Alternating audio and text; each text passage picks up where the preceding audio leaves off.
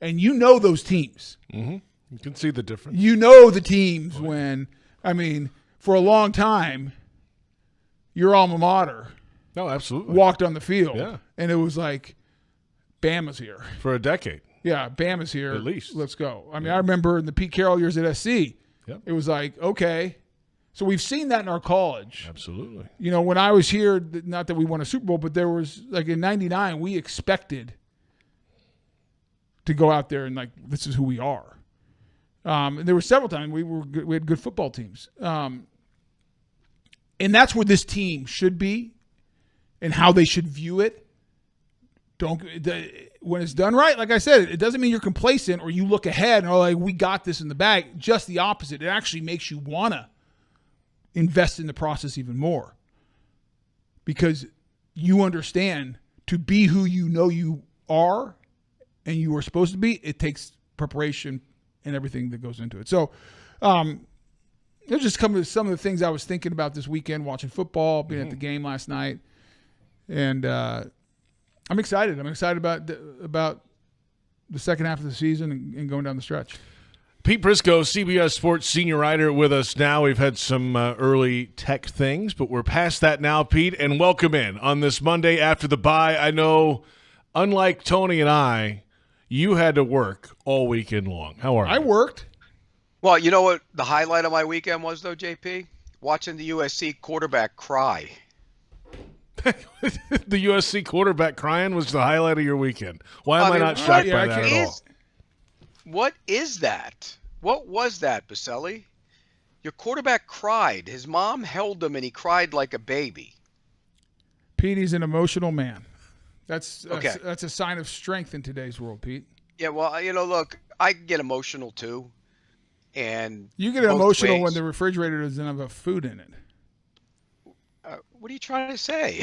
I can't even eat barely anymore. What are you talking about?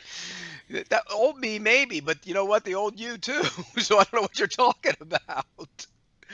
But seriously, I was watching that game. And you were at the game, weren't you? Yeah, I was there. It was fantastic. No, it was terrible. Fantastic. It was a terrible football game. No. It was great for somebody to watch that. It was fantastic. Lincoln Riley has turned us into Texas Tech.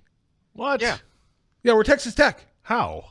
Oh, spread it around, go out of the shotgun, throw laterals, have the quarterback. Like, go watch. And I love Lincoln Riley. I'm just a frustrated alumnus right now. But go watch our offense. Without Caleb Williams running around and breaking tackles and throwing it 50 yards off his back foot. The wide receiver's gone this year. They don't play any defense. They play no defense. They whacked the defensive coordinator today. They fired him. And, well, you know what? Washington didn't play any defense either. It was amazing. But Pete, the whole did you thing not is agree? The kid's an amazing talent, Caleb Williams. He really is. But I don't know, when you go into the crowd and start crying on your mommy after the game, that's a little much for me. But Pete, wouldn't you agree watching USC, and you can tell it's a bye week in the NFL because we're talking about USC. Yeah, that's right. Yeah. That nothing is on schedule with their offense. It's all like give the ball to Caleb Williams and hope that he goes and but makes some a of play. that on him too. Oh, I think it is. I think he's gotten into that because it's worked. And he can get away with it. That's my whole problem. Like, you can't allow that. But we're not very good. Talented. Oh, he's super talented, and he's a great dude. I spent a weekend this offseason with him. And I really like him. I don't get the whole, that he's emotional. I've cried after football games, in all seriousness, especially in college. I remember we lost to UCLA one time, and I was devastated. There's no crying in football. Okay, Pete, I know because you played. I know in high school when you were on JV you didn't cry. I'm just telling you, I'm not going to kill the kid for crying because he cares, and I have cried after a football game before. Were you wailing when you cried, or were you just like a little tear come in your eye? I don't know, but there were tears coming down, so it's crying. And did you see him wailing? Everything I saw, he was hiding his face. Yeah, he's going like this. Like he was having a hard time, like a kid crying. Maybe I'm a hard ass and a bad soul, but I just we know that. Like we've no also argument. Crying over a football game like that. And by the way, he's lost games before. He they were out of the national championship picture. He wasn't winning the Heisman. What was he crying for? What's the cry? Because he Probably cares. because of all that, probably. Because he It cares, wasn't his Pete. last game. He It wasn't cares. his last game. Yeah. Well, I mean, look, you can care and not cry. Yeah, but who you should have can. been You crying? also can You know who should cry. have been crying? You The also kid from Washington whose dad died last week. He's You the one who also should have- okay. I agree with you, but you also can cry because something's that important to you, and it doesn't make you soft or weak or anything else, Pete. I didn't say it. Yeah, made him you soft. did. That's I exactly didn't what say you that. were insinuating. No, I did Yeah. not. Oh, okay, JP. Now, I'm being serious now. I'm not asking to choose who's right or wrong. Okay. But when you heard what Pete said, was he not insinuating that Caleb Williams is soft, and I don't know about him because he's crying, as he quote unquote said, on his mommy's lap? Yeah, I took it that way. Thank Tony, you. I must say. Okay, that's all I'm asking. I'm not saying who's right or wrong. Now I'm going to ask JP the other side of it. JP, what did you think of it? I thought, what is he, 20 years old? Yeah. Yes. 20 years old. He's not even legal He's to a drink. kid, right? He's a kid. He's 20 years old. And sometimes, if your mom's there and you're going through some things and it's not going like you want it, and you're 20 years old, you go hang out with mom. Yeah, I don't And see the big. that happens. I don't see That's the what I big think. thing. So obviously I'm not the only one who said anything about it because you've heard this already. No, I before. saw stuff online. I saw online people that I won't call names, but people. I mean, if you want to be kind of lumped in with that crowd, Pete, then run hard with that I take. mean, I think Pete leads that crowd sometimes. He's after it. No, I just me personally, okay. You do what you want to do. I don't care, but I'm allowed to criticize it. I don't care what you do. But what I just are think you criticizing? I want to understand it's what. a bit much for crying after a football game. Okay. It wasn't your last game. It wasn't you got hurt and you're not playing anymore. It wasn't any of that. I would get that. I would understand that. So you don't get when something's really important to somebody and it doesn't go the way you want it to, and you are so disappointed because of everything you've put in it, not just that week, but your entire life, the whole offseason, and everything else, and it goes sideways and it's a bad year, and that was just like the nail in the coffin, just another reminder that you have fallen short as a team, as an individual, and everything else. You don't think it's okay to be emotional.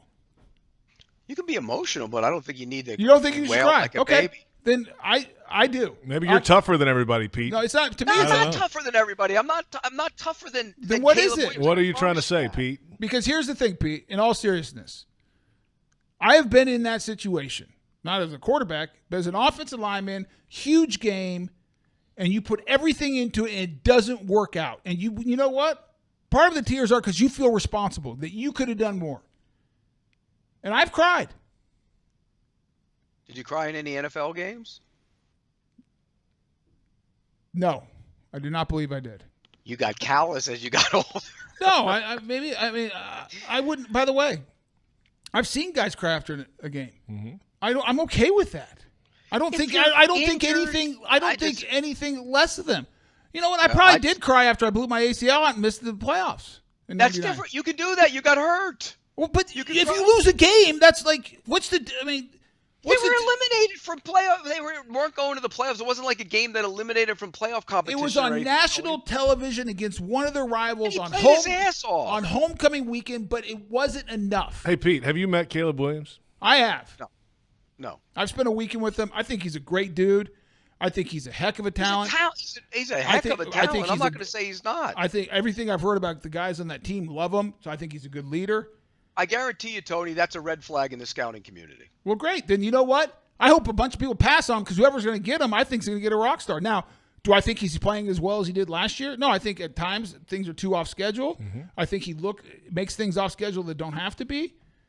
But he's not the first guy to do that. No, I I watched Josh Allen last night and Joe Burrow, and there was a handful of times I watched them make things off schedule that need to be off schedule either. Yeah, I agree. But me personally, I just thought it was a little much to be sitting there at 20 years old crying on your mom. That's all. That's just me. I'm not shocked by Because this here's take what at I all. say, Tony. I must say. If the worst thing that happened, I told JP this. If the worst thing that happens in your life is you lose a football game, college football game, you've had one hell of a damn life. I agree. I'm not saying it's the end of the world, but it's okay to be emotional at that moment. I promise you, he's not still crying, hiding in his apartment. He had a moment. I would be mad rather than Sometimes, you know what? Pete, have you never gotten so mad that you've teared up? I have. I've been so livid and so mad and so emotional that I've cried before. And this is coming from somebody whose kids make fun of me because I've never cried. A good example. Boselli, I would have cried at my Hall of Fame speech if I were you. Me personally. I would have cried at that. Yeah, no doubt. I cried every time I practiced it. Yeah, I would have bawled my eyes out like a baby. There's no doubt about it. I did not. Because I was going in, not because I was going in, but because of all the people that helped me get there. Absolutely. And your dad, and the whole deal, and my mother's no longer with me. The same thing. I would have cried like a baby. Yep. And you handled it. I know you were emotional, but you didn't cry. But that's just it. Those moments, I cry. Moments, if I lost a football game, I'm not crying. I get that, but Pete, here's what you don't understand. And I'm literally not taking a shot at you. I'm not trying to be funny or facetious or anything else. So what you just described, a moment where you would get emotional and cry because of a set of events or people or relationships and everything else, I get it. Me too.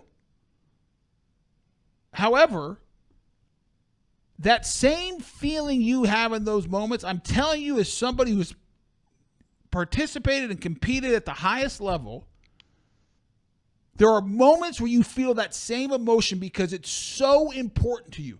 The game of football is so important. You're such a competitor. You want to win so bad for yourself, for your teammates, for the university, for your family, for everyone who cares about you, and you don't.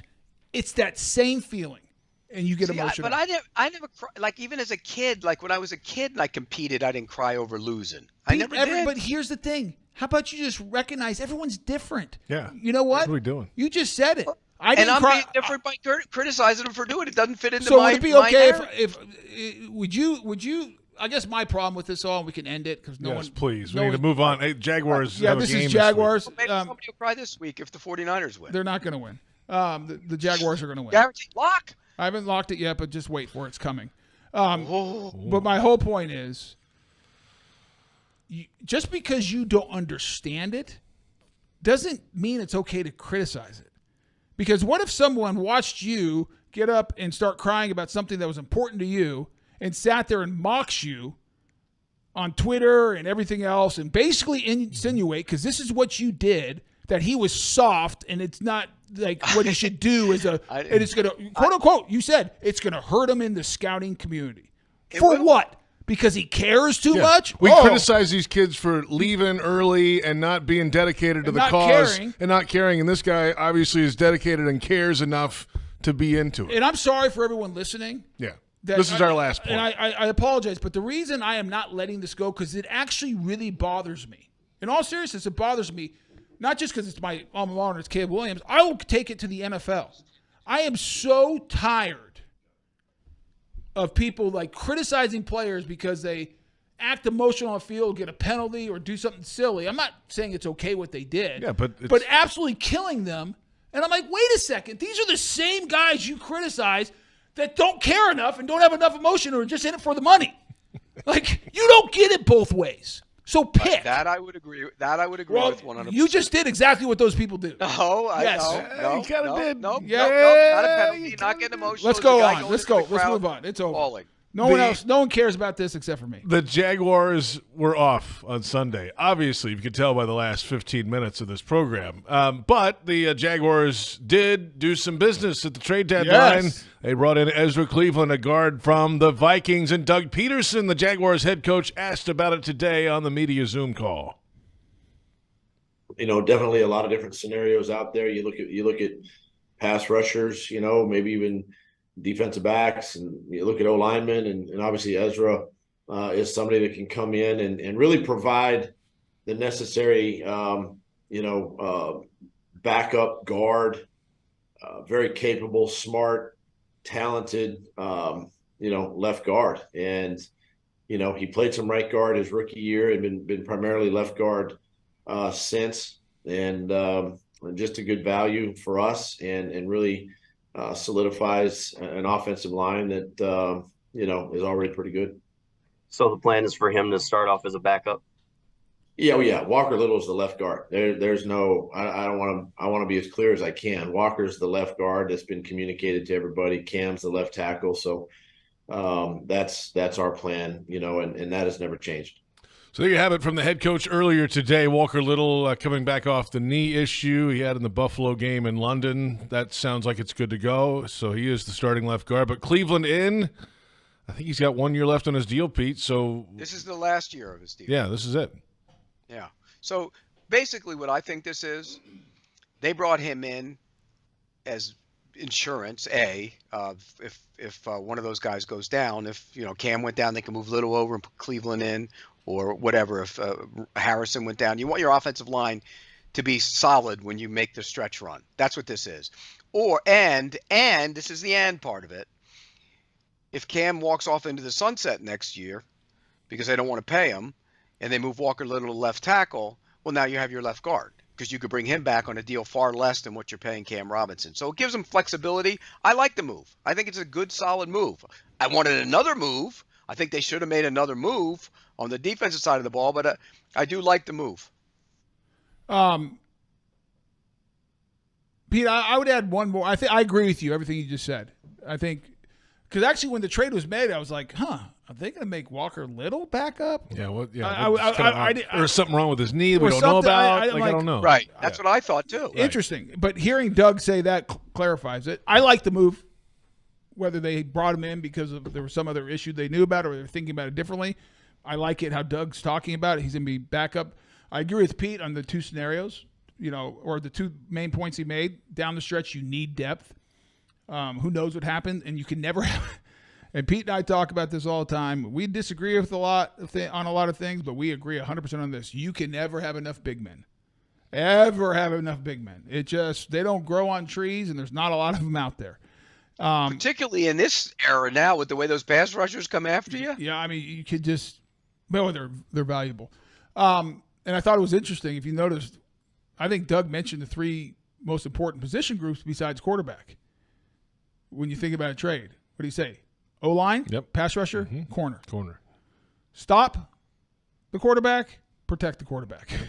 That's right. Because we all know the quarterback's the most important after the left tackle. Of course. Sorry. Yeah, yes. Of course. It's always left tackle number one. It always goes back to the left tackle. I didn't throw that in there. Mm-hmm. But the one thing, Pete, I'll add, does this give them the flexibility? Because, listen, they got a bunch of big numbers next year. And if they want to extend Trevor and give him franchise quarterback money, it'll be interesting what they do with some of these big salaries, what they do with Calvin Ridley. I mean, these are all things we've talked about, and I don't want to dive in too far into them because that's good offseason stuff, and this is a team that is in first place, tied for the best record in the AFC, so let's not spend too much time. But the one thing I'd add, Pete, could it be a scenario where Sheriff has a huge number as well, that it gives him the flexibility that if Cam does stay and finishes the year at, he's played really well the last 2 weeks and he just continues on that trend, that now you can keep Cam, Walker Little at guard, Harrison at right tackle, and if for salary cap reasons you need to do something with Sheriff, you can put Ezra at right guard or put Walker at right guard and put him at left guard. Or both. You're talking about clearing out money because they got to, you could get, if you had to, yes, you could get rid of Robinson and Sheriff, and then you would have a cheaper version of a guard, and you can move Little to left tackle, and then you draft a guard. You got Cooper Hodges, who they liked in camp. Yes. And you draft another one at some point in the draft next year. Sure. Or sign a backup somewhere. Yeah, I get it. Yeah, it gives them financial flexibility, which they will need next year. And by no means am I saying I don't think any decisions even been talked about or thought about Cam or Sheriff or any high-priced player. They thought about it. Well, I mean, I would say that Trent and maybe the scouting department, front office thought about it, but Doug's not worried about that. No, they're trying to win football games. They're trying to win football games. I even remember during the summer when I was talking to Doug, I mentioned, well, next year you have to do this. He goes, we're not worried about next year. Yeah, exactly. Right. And so Doug's thinking, and I loved his explanations, like, hey, listen, this gives us depth at one of the most important position groups that we have, and that's offensive line. We got to run the ball, and we got to protect a quarterback, and getting a starting caliber guard. And would they give up a fifth rounder? Yeah. I mean, Pete. But the real good news about it is Walker Little's healthy now. He's going to play. Yes. That's the good news. Get to see that offensive line play together. You haven't seen it. They weren't as positive, at least Doug Peterson didn't sound as positive on Zay Jones. Instead, he's still day-to-day, and that just didn't seem – he didn't shoot down the idea of IR at some point for him when he was asked about that specifically. So that's a problem. That's not ideal. That's a big problem. That's a major – because he is the speed. He's the go speed, the guy that can win consistently outside. And what do you do if he's not there? If you go into the rest of the season without him in that lineup, what are you doing? Because Agnew is more of a gimmick guy. I'm sorry, that's what he is. So where do you go? What do you do? Bunch of 2 tight end stuff, Jones, different things like that. I mean, what would you do, Tony? What do you think? Well, that's a great question. I mean, you got to try to get Agnew because he's fast and get some packages for him. I mean. Well, they could throw one of the 45 bubble screens they throw again. No, but I think when I say you got to see what can he do, Pete, down the field is my point. JP's laughing. No, I know because I don't even want to engage you on that topic because I know you're being a pain in the rear end. So I try to get him involved. Outside of that, I mean, listen, Evan Ingram's having a great year. You got to just lean on Ingram, Kirk, and Ridley and sprinkle in, Strange has to start getting involved more. Well, you go too tight, so you have Strange because, you can put Evan in the slot if you need to. But then as far as your third receiver, you just got to roll in Agnew, Tim Jones. It hurts, though. It's a big hit to that offense if he's not around. It's not great. No doubt about it. I'm with you. I guess my point is there's not a snap of the fingers, like here's the solution. Yeah, because he was so good in the red zone too, like in the boundary, all that kind of stuff, body controls. What's the big Seth Williams? Practice squad. He's the one who's been coming up and down, right? No, Elijah Cooks is in there. Yeah, there's those guys. What number is Elijah Cooks? 83. 14. He moved to 14. That's why I couldn't find. So Elijah Cooks, maybe he's a big guy. I mean, Pete, it's not. I mean. Jacob Harris, another. Yeah, Jacob Harris. He's 83. I think Doug's good enough to scheme around it. I do for a while, but eventually that shows up. Well, let's put it this way, Pete. There's no one on this roster who can replace what Zay does. No. Like Tim Jones can come in and is a good blocker. Great blocker. Because Zay's a great blocker. But now you got to figure out who can come in and run those deep over routes, who can stretch the field, who on big third downs sit down in the zone and find it over the middle of the field, physical, tough. I mean, have they said what's wrong with the knee? I have not heard. It's been very quiet. And that actually worries me more than anything is how vague Doug is and how vague they are of really what's going on. Because it was cut. It almost sounds like he's headed to IR. That's what I worry about, Pete. Yeah, and you're talking about a stretch of games where you're going to need him. Yep. Absolutely. I mean, what do you have? The 49ers have that defense. Hadn't played as well. You have the Ravens coming up. They're number one defense in the league. You got Houston, who's good. Yeah. Yeah, it's a tough stretch, and so you'd love to have Zay Jones on the field, and if he's not there, changes the dynamic of the offense. I think, and it's going to put more on them to scheme things up. It's not like you just move Kirk outside and say you go do it, and you put somebody in that slot because I think that weakens you in the middle where Kirk operates. I wonder how much you could put Evan Ingram outside. Yeah, because they did some of that last year. They did some of it. They did some of it last week against Pittsburgh. They had to. I mean, they could put me out there when they run the bubble screens. I can run those things. Gosh, all right, that's enough. We're back in a moment. I mean, that's what they do. They run a bunch of them. I think that's the thing. That's what bothers me about Zay not being there. Is I do think they were going to start taking the shots down the field now that you solidify the interior of that offensive line. I think those were coming. I think we were going to see more aggression down the field.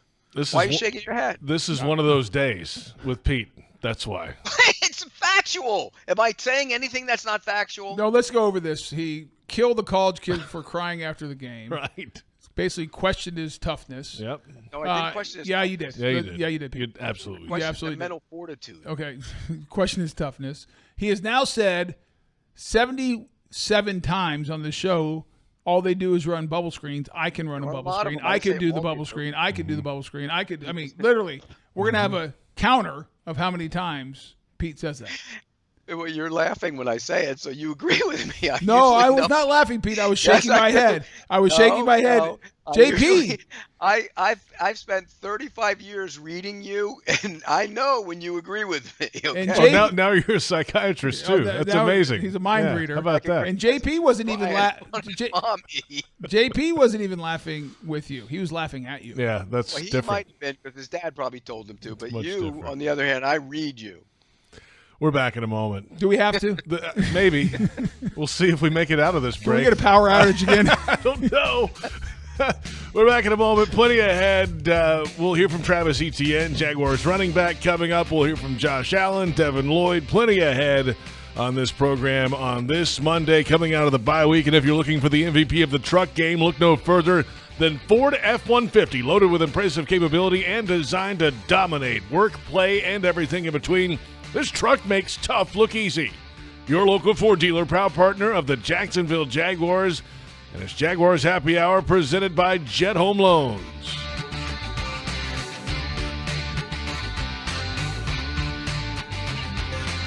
Since 2014, there's been only one official home builder of the Jaguars, Dreamfinders Homes.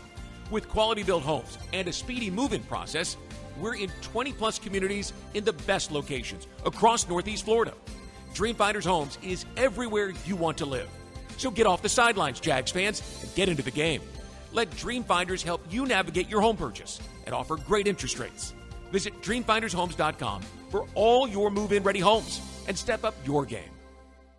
Brooks Rehabilitation is hiring nurses who want to be empowered as advocates, educators, care coordinators, and leaders in exceptional patient care. They have open RN, LPN, HHA, and CNA positions across their inpatient, skilled nursing, and home health care settings. Join their nationally recognized team, where you'll serve as a central team member doing what you do best, providing exceptional patient care. Apply at careers.brooksrehab.org.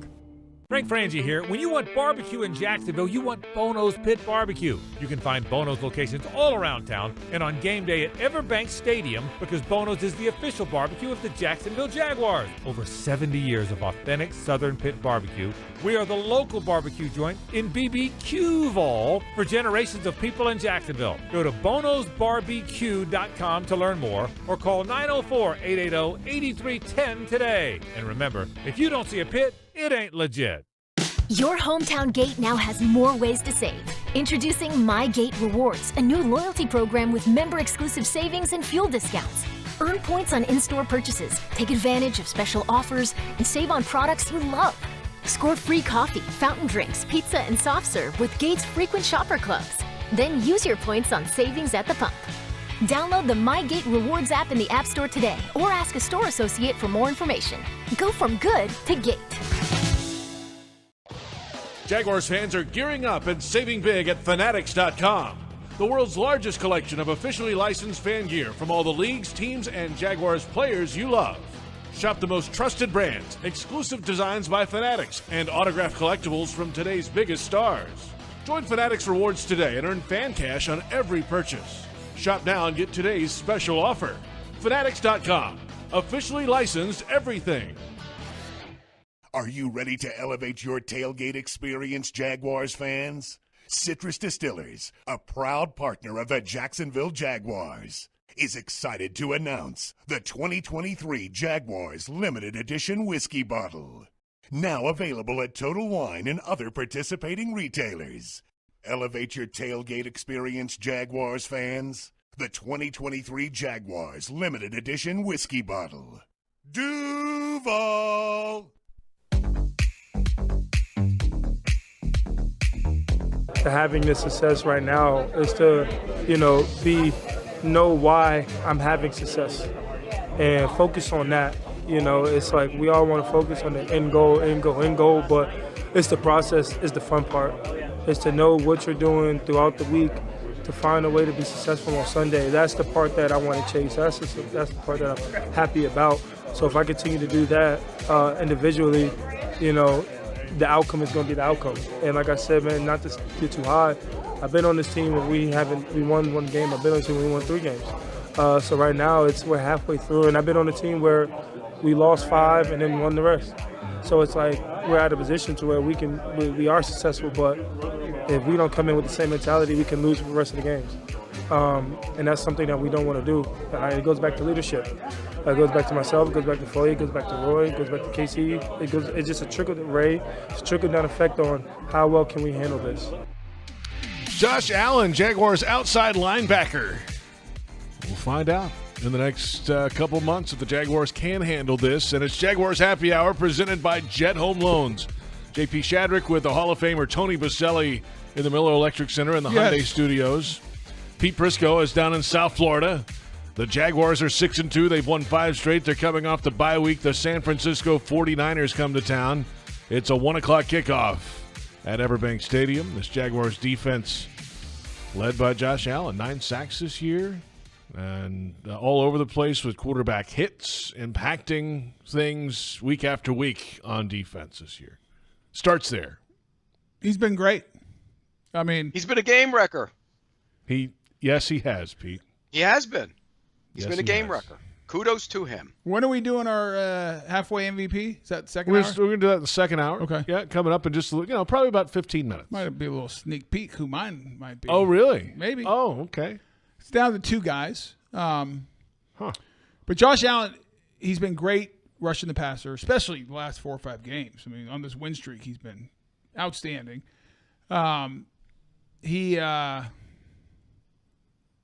hurt in that Houston game. Hurt I believe his right shoulder. Forced him to go to right end, and he's been at his best the last 5 games from right end. Interesting. But it's not just against the pass that he's played great. He's an every down player. Yes. I mean, he plays the run great. He's physical, sets the edge, disrupts plays, hits the quarterback, flushes the quarterback, sacks the quarterback.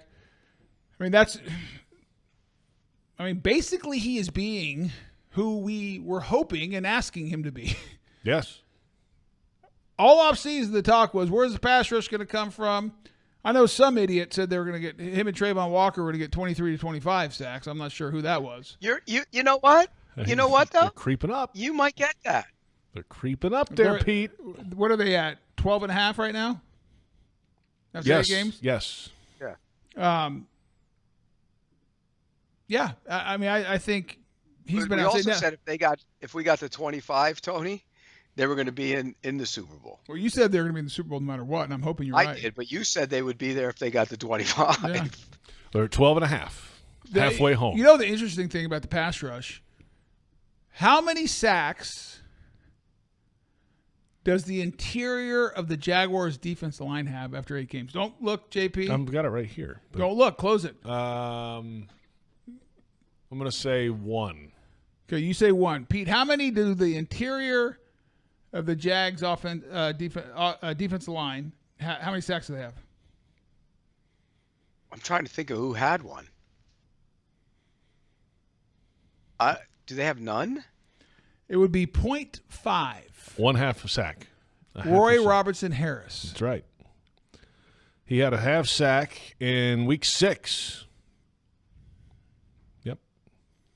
Yeah, and that's disappointing. That's interesting. Caleb Chazon has 2. DeJuan Smoot has 1. But he got it from the end left hand position. Correct. So we have 16 sacks over 5 players. The amazing thing is that 16 sacks has turned into leading the league in takeaways. That's the amazing thing. Well, in 16 sacks, just to extrapolate that over 17 games, it's not hard to do the math. That's only 34 sacks. We had, 38 last year? Mm-hmm. So we're on pace to have less sacks than we did last year, but the defense is playing much better. Take it, yeah. Well, the Ravens, I think, have 35 already. Wow.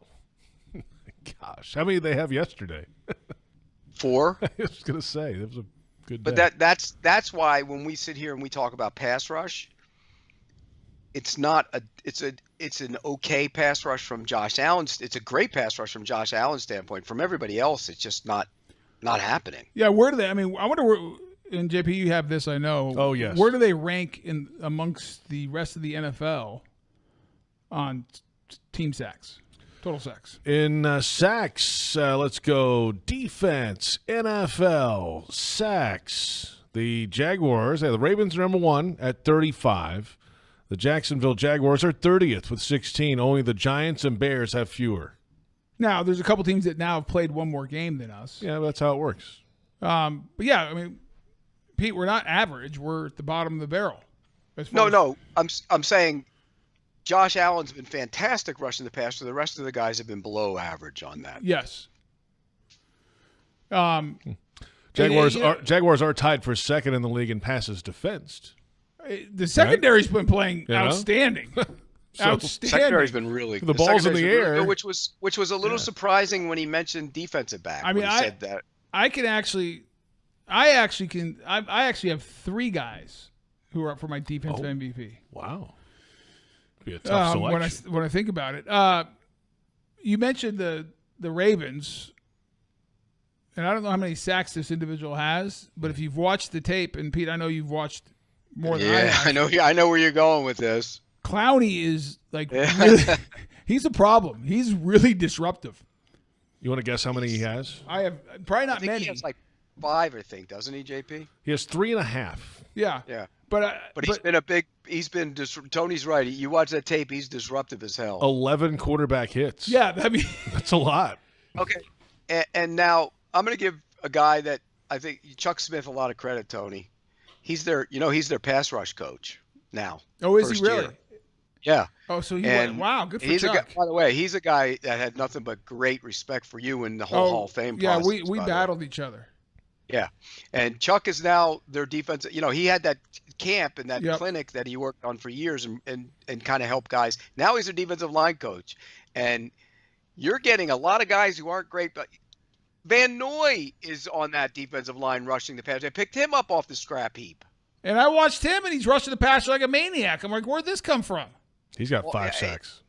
It's an amazing defense right now because think about this. They're giving up 13.8 points per game. They have 35 sacks. The 2000 Ravens, who are arguably the greatest defense of all time, gave up, I think, 10.5 points per game, and they didn't come close to having that number of sacks. Now, it was a different era. The passing game wasn't as prevalent as it is now, but, I mean, this defense is playing out of its mind. That's where the difference is. You get 35 sacks, you have 16. That's a major drop-off in terms of knocking the quarterback down. 13 different guys on the Ravens have at least 1 sack this season. Well, and that just also speaks – I mean, this also speaks to the challenge this team has down the stretch.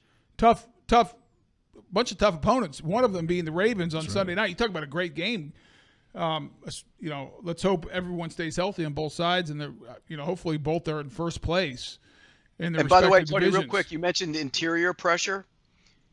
Matabuke on the Ravens, I think he's got 7.5, doesn't he, JP? I think he has 7.5. Pete, well done. 14 quarterback hits. God, yeah.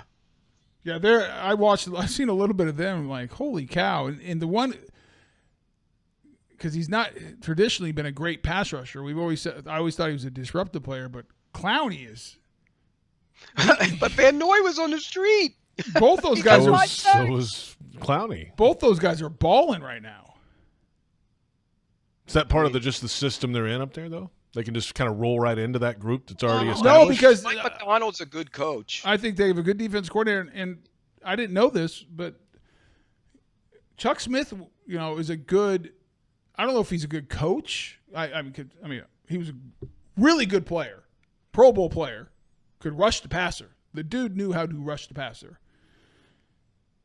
I don't know how good of a position coach he is, but what I do know is he knows how to teach pass rush. I mean, he had a very successful academy for years. Von Miller kind of splintered off and did stuff with him as well. Yeah. I mean, he taught guys how to rush the passer. He understands it. And I don't think it's any mistake because I don't think last year they were a great pass rush team. No, and remember, they've drafted the Dafa kid and Ojabo, and those two guys haven't been what they thought they would be, and they're still getting to the quarterback.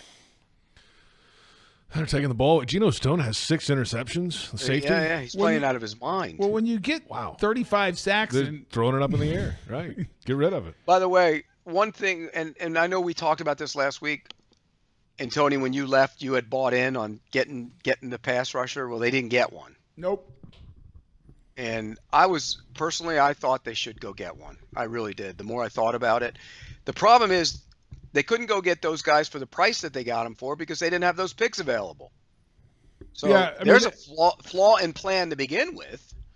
But Pete, I'm going to go back because we talked about this last week. I'm going to say it again. I don't think it's fair for you to say it's a flaw in plan because you were the one who applauded the Ridley trade as much as anybody. You tie every damn pick to it, Pete, you don't get to go back. We had this conversation last year and this offseason, and you were all over how great of a trade that was. And they drafted a pass rusher number 1 overall, Trayvon Walker. Well, that's right? a whole other conversation. Like, that's part of the deal. Like, we had these guys, let's develop. And all right, let's come back. We got a whole hour to get into that.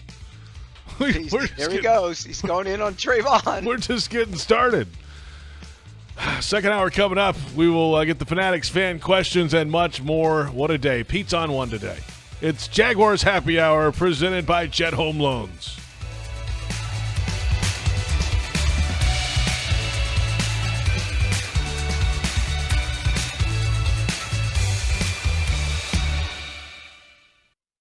Since 2014, there's been only one official home builder of the Jaguars, Dreamfinders Homes.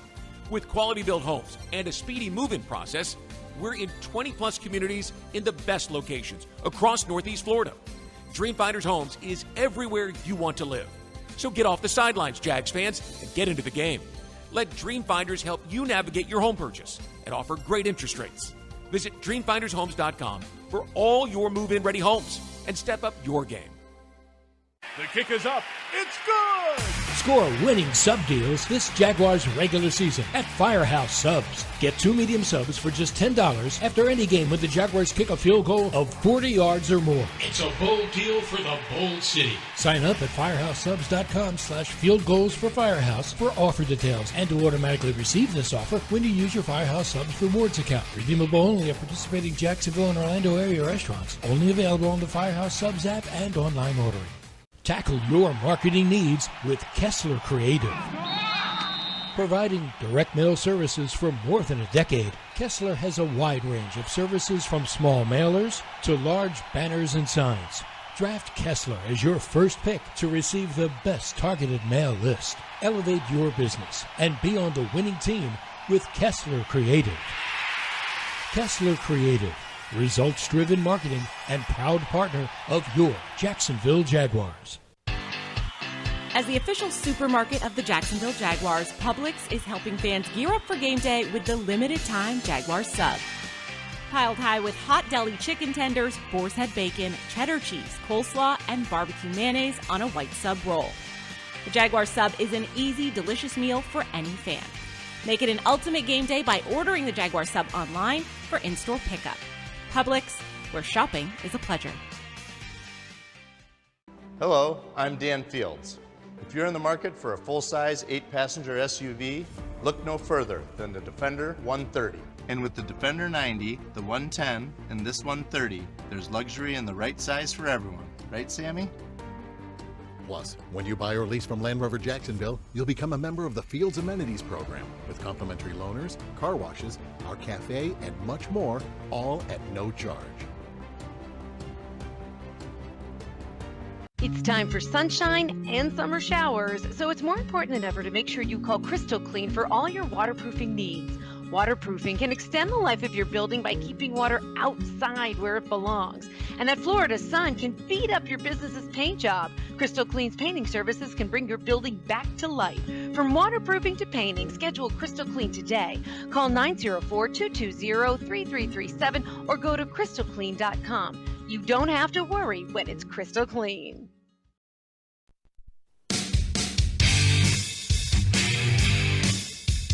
You got to do better on first and second down, and it keeps you out of those third and longs. I mean, those are hard downs to convert. And when you look at it from what we've put ourselves in, whether it be a penalty, a sack, something of that nature that gets us in those third and 12 pluses. Your quarterback has to hold the ball. We've obviously gone up against some really talented edge and pass rushers, and it's just it's hard. It's extremely hard. And then execution. We've had some drops. We've had some missed opportunities. Missed throws, things. So when you look at it, it's opportunities that are there. But again, it's us being better on first down and second down that keep us out of those situations. It's Doug Peterson, of course, today on the media Zoom call, and welcome back. It's hour number 2 of Jaguars Happy Hour, and it's presented by Mr. Chubby's Wings. J.P. Shadrick, Tony Boselli has stepped away. He'll be back maybe at some point. I don't know. Pete Prisco's down in South Florida. The Jaguars are coming off the bye week. The second half about to get underway. Jags 6-2. They lead the AFC South. They are, as of today, the number 3 seed. If the playoffs started today, which they never do, the Jaguars will be the 3 seed.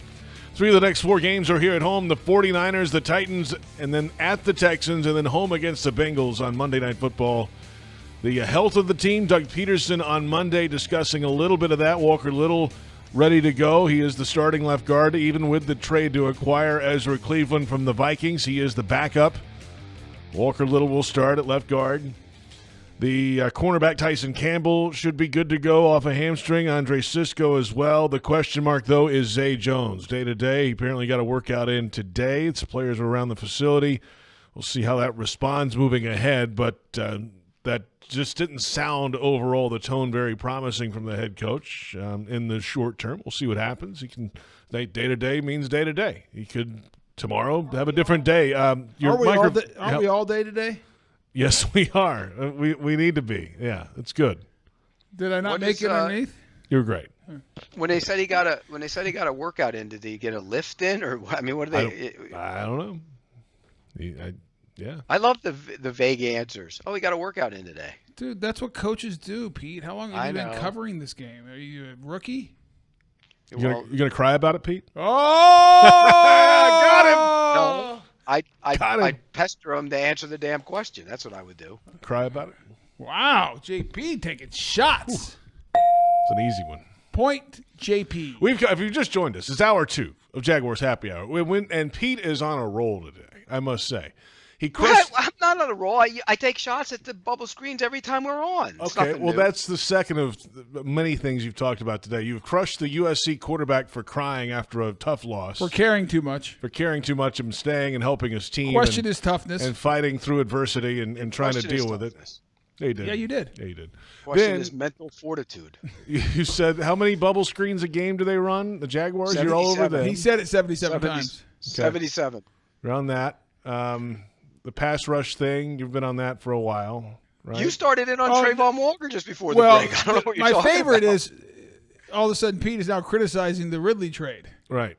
Now, yeah, that's right. That's another one. I'm not criticizing. That's a new one. I'm not criticizing the Ridley trade. Add it to the bingo card. I didn't know we were crossing that one off today. I didn't see that on the bingo card. Wow. Did you? No. I didn't either. I missed that one. Especially the guy who had pom-poms when the trade was made.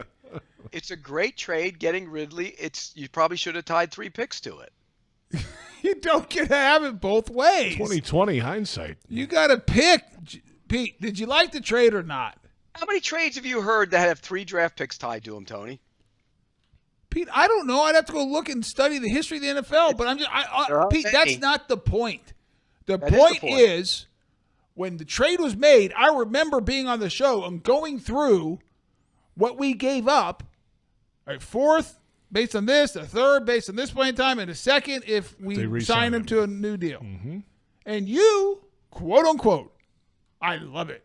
Low risk, great deal. Calvin Ridley's a number 1 receiver, blah, blah, blah, blah, blah, blah. Oh, he hasn't been a number 1 receiver. But, Pete, I love you, brother. You're one of the best at what you do, but I'm not going to sit here and let you change and rewrite history. There's enough of that going on in this world today. Wow. I don't need you rewriting history when you're the one who wrote it in the first place. Wow. I liked the trade. I'm not going to say I didn't. Well, but then you just got done criticizing it. You literally said I liked you probably shouldn't have made a trade. They tied up 3 draft picks, so you couldn't go get the pass rusher. So you just said. Do you want me to? I can have Joe replay it. I can say it again. You don't tie the tree. They probably should have done it without tying the 3 picks to it. That's all. Would they have been able to do it without doing that? Okay, that's the question to ask. JP, thank you. You're welcome. So, Pete, I'm going to ask you a question. Hold on. I'm asking the question. I'm interviewing you. You're the coach at the podium now. Okay. Coach, GM. I'll answer the question like a coach. You're the GM. You're not a coach. You couldn't draw a play up on the board if your life depended on it. I'll do both. Okay. Mr. GM, Pete Prisco. Yes. Would you be willing to trade Calvin Ridley? We have Calvin Ridley for you. I'm like the Atlanta Falcons. I'm calling you up, Pete Prisco. I know you'd like a receiver. We're looking to unload him. To get Calvin Ridley, it's going to take a fourth. If he plays 25% of the time, if he plays 75% with this many catches and blah, blah, blah, it's going to be a third. And if you re-sign him to a deal, it's going to be a second. Do you want to do the deal, Pete? Yes, I want to do the deal. I like Calvin Ridley, but he's coming off suspension. He hasn't been reinstated yet. I don't want to tie all my let me picks to him. just interrupt you because I don't care what you want. I got another team willing to give me a similar deal, but I like you better, Pete. So do you want to do the deal or not? Here's the deal. Here's the deal. The deal is this, and the other team is the Houston Texans. So here's the deal. The deal is, Pete, do you want to tie up a fourth, a third, and a second, depending on what you do with Calvin Ridley, to get Calvin Ridley? Yes or no? It's a binary question. We're not negotiating, Pete. Yes or no? You know what, Falcons? I have solved my pass rush because I have an elite pass rusher that I drafted first overall. So I'm never going to need those draft picks. So, yeah, I'll make that deal with you. How's that? Is that good? So you liked it. So now you're saying you like the deal. Okay. I didn't like tying 3 picks to it. No. That's not the – Pete, you don't get Calvin Ridley, yes.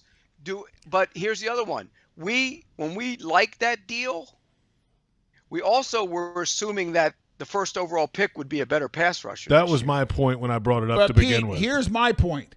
You don't get it now and say it was a bad trade. You don't like it. That's my only point. My question is this: it put him in a pickle where they couldn't use any picks to go get back. I'll ask it differently then. I'm going to ask you differently. No, hold on. I'm in charge of this interview, not you. Wow. I'm going to ask it differently. Pete, do like you did, walk Pete, away. I never walked away from a question from you ever. Would you rather have Calvin Ridley or those 3 picks so you could have possibly, no guarantee, possibly traded for a pass rusher? Which one do you want? Because you don't get both, Pete. That's my point. You don't get Calvin Ridley and access to all 3 picks. So which one do you want? Because I know what you wanted back last year. You wanted Calvin Ridley. Are you now saying you'd rather have those 3 picks than Calvin Ridley? No. Okay, then stop talking about it. But would you rather have No. Would you rather have negotiated a better trade deal and had one of those picks to go get? How do you know Trent didn't?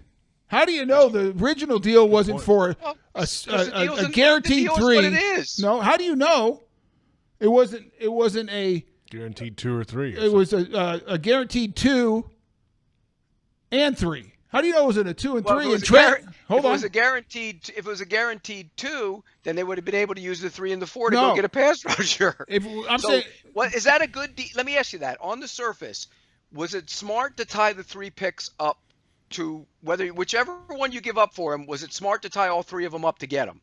Well, yes or no? Pete, here's the thing. Yes or no? I'm not going to go back and do revisionist history. When the trade It's happened, not revisionist history because yes, it is. It's affecting immediate history. It's affecting the Pete, now. You're missing my point. I didn't love having 3 draft picks tied up, but I'm not going to be critical of Trent or Doug or anyone else in this building for it, because when the trade was made, and we can go back and play the show, I was like, okay, we'll see. Risk, because I would pay attention to Calvin Ridley. I didn't know if he was in good shape. I had nothing. We knew he had one great year, right? And we knew he was suspended, and he left for personal reasons the year before that. And that's all I knew. So I was like, okay. Mm-hmm. Like, do I like Calvin Ridley? No, yes. I think he's a great teammate. He's helping this team. He's a good player. But I'm not going to go back, even though I was lukewarm at the time. I wasn't critical. and I wasn't doing what you were doing, which had pom-poms out saying what a great trade it was. He's number one receiver.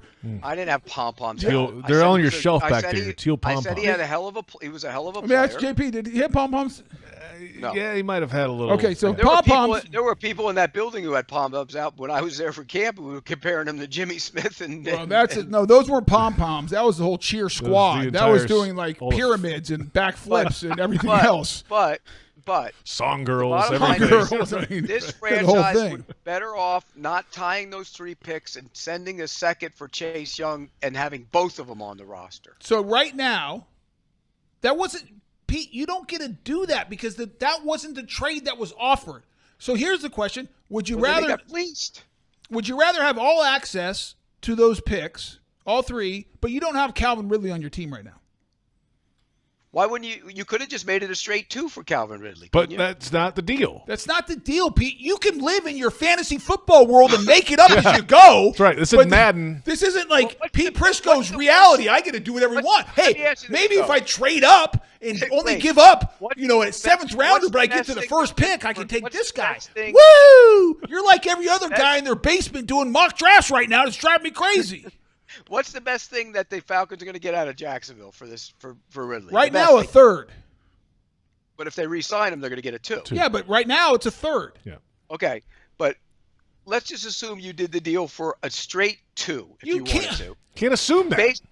Based I'm on leaving. him, I'm going home. You're done. Like, Based on Pete, him being honestly, Pete, reinstated. you are one of the best writers in the entire world. In my opinion, you should be in the Hall of Fame. You are that good. You are the best beat writer I've ever been around. You're amazing. But right now, you are driving me crazy. It is ridiculous. And you are like a petulant teenager who just won't admit that they're wrong. wrong. I can't tell you how many people in the league have said that I've talked to that question tying 3 picks to it. You know what I think you need, Pete, is a good cry.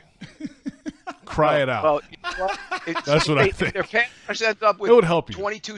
If their pass rush ends up with 22 sacks on the season, and some of those guys don't get going, they're going to be crying a lot of tears because they didn't get Chase Young or Montez Sweat. How about that? They were never going to get Montez Sweat because Montez Sweat wanted 4 years, $100 million. They were never getting him, Pete. Well, Daniil Hunter would have wanted that kind of money too. That's why you wanted to give up the first round pick for Daniil Hunter. Last week I said I would at this point roll the dice and do whatever. I never said I would give him a long-term deal. No, but you were all in on the rental. Yes, I didn't say I wasn't. Would you have been all in on the rental for Montez Sweat? I think Daniil Hunter's a better player than Montez Sweat. He is Probably a not. better player. But if you had a second round pick, would you have given up a second to rent Montez No, Sweat? I don't think I would have. Oh, how about Chase Young? Young? What's the highest number of sacks Montez Sweat has had? Stand by. And no, I would not have for Chase Young either. Yeah, I wouldn't give a second rounder for Chase Young because he's hurt all the time. We're going to see him this week. Montez Sweat, in his career, his high water mark of sacks is 9 in 2020, his second year. He had 8 sacks in 2022, and he had 7 sacks his rookie year in 19. Yeah, he's never been a double-digit sack guy. I'm not going to give up a second rounder for him for a rental. No. Daniil Hunter is a double-digit sack Daniil guy. Hunter's he's a better player. I get it. We were going to give up a first for Daniil Hunter. Let's not forget, and I still would have. I'm not going back on what I said. I'm just saying, Pete. My point is not whether we give a second whatever for a pass rusher. I would have liked to get a pass rusher. I'm not disagreeing with you on that. What I'm disagreeing with is you don't get to be all excited in praising Trent for the trade he made last year and now saying it was a bad trade to tie up 3 picks. Well, I was praising him for acquiring him, not for tying up 3 picks. Oh, now. Oh, hear that beeping? That's Pete backing up. And you know what? Every single time. I mean, if Chase Young sacks Trevor Lawrence a couple times, the fans should yell conditional every time he has a sack. That's what that conditional pick they could have used to get Chase Young on their side. JP. Yes, Tony. How long have we been doing this show with Pete? A long time. And Pete and Probably 8 years. Yeah, a long time. And I have dominated him in debates and won points. Oh, please. But never This The right fans here. agree with me, by the way. Put a poll out. Put a poll on Twitter. I guarantee they agree with me. This right here. Put a poll out, Pete. You is got a Twitter. drubbing. Well, Pete will put the wrong poll out because I'm not questioning. Of course he will. I'm not questioning whether we should. I would have liked to have a pass rusher or not. My only thing is, here's the poll question. Is it responsible as a professional journalist and a member of a highly esteemed CBS Sports writing on the national scene to praise and cheer a trade and then less than a year later call it a bad trade for tying up too many Not what picks? I said. Yes, it is. I didn't say it was a bad trade. JP? It handcuffed him. Hey, let's come back and keep it real. I don't think we've done that yet. How about that? Let's do that. We'll figure it out. Maybe. I doubt it. Back. Probably not. Hey, Mr. Chubby's food tonight. We had quesadillas, chicken quesadillas. We had Mr. Chubby's Chubby-style wings. What are Chubby-style wings? There's a secret seasoning. I can't tell you what's in it because I don't know either. It's a secret. I bet those are good. They are very good. All kind of great stuff tonight from Mr. Chubby's Wings and plenty ahead. PRI Productions, the official event production company of the Jaguars, has everything you need to bring your next idea to life. Visit PRIProductions.com. We'll sell some wine when we come back. It's Jaguars Happy Hour presented by Mr. Chubby's Wings.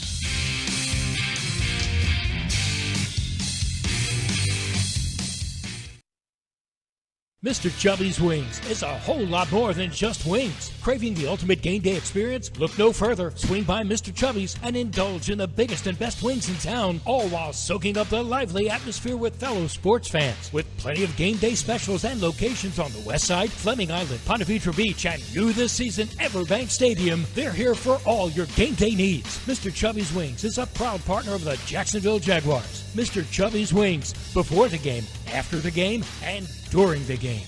Taylor Doll here for Renewal by Anderson. Upgrade your home with a winning combination of style and performance. For a limited time, get 20% off of every window, 20% off all patio doors, and 20% off of installation. Plus, no money down, no payments, and no interest for 18 months. Offer expires October 31st. Restrictions apply. Renewal by Anderson, proud to be the official window and door replacement partner of the Jacksonville Jaguars. Visit rbafla.com. License number CGC 1527613. Your hometown gate now has more ways to save. Introducing My Gate Rewards, a new loyalty program with member-exclusive savings and fuel discounts. Earn points on in-store purchases, take advantage of special offers, and save on products you love. Score free coffee, fountain drinks, pizza, and soft serve with Gates frequent shopper clubs. Then use your points on savings at the pump. Download the My Gate Rewards app in the App Store today or ask a store associate for more information. Go from good to Gate. What's Bright Friday? It's the Black Friday event you won't want to miss. And it's happening now at your local Ford dealer. Brighten your holidays with great offers on a new Ford, like Ford F-150, the truck at the top of everyone's list. Ford Explorer, an SUV with room for all your presents and passengers. And if you want big holiday thrills, there's the Bronco Sport SUV. But hurry, Ford's Bright Friday event ends November 30th. See your local Ford dealer today. Jaguars fans, Everbank is building its future on the partnership and the performance you know and trust. Take advantage of high-yield savings solutions with money market, online savings, CDs, and more. Visit everbank.com/Jaguars today for your financial advantage.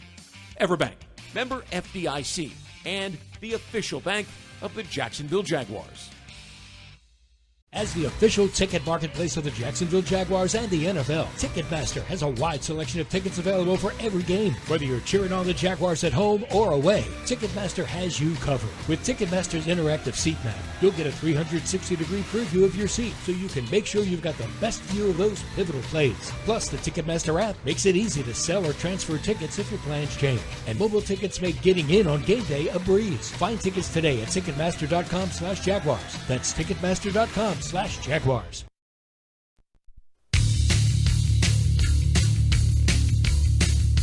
are the games that counts. Those are the games that, you can gain confidence and get on the roll going into the playoffs. or you could fall off and lose and, shoot yourself in the foot, put yourself in a bad situation or whatever. So obviously we're playing really well now, and we've been rolling, but we have to make sure, we're doing this in the end too and finishing strong. That's Evan Ingram, Jaguars tight end, and welcome back. It's Jaguars Happy Hour, hour number 2, presented by Mr. Chubby's Wings. J.P. Shadrick with Hall of Famer Tony Boselli at the Miller Electric Center in downtown Jacksonville in the Hyundai Studios. Pete Prisco down in South Florida. Pete's digging himself a hole tonight, I must say.